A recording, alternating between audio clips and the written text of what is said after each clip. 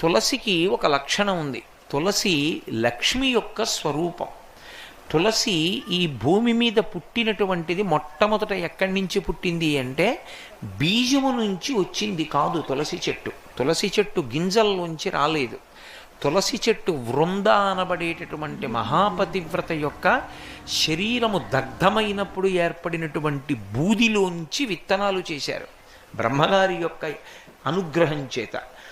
ఆ విత్తనములను చల్లితే అందులోంచి తులసి పుట్టింది.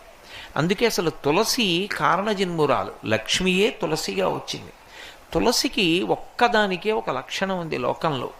తులసి సమస్త పాపములను హరిస్తుంది. ఎందుచేత హరిస్తుంది అంటే దాని గురించి పురాణంలో ఒక మాట ఉంది.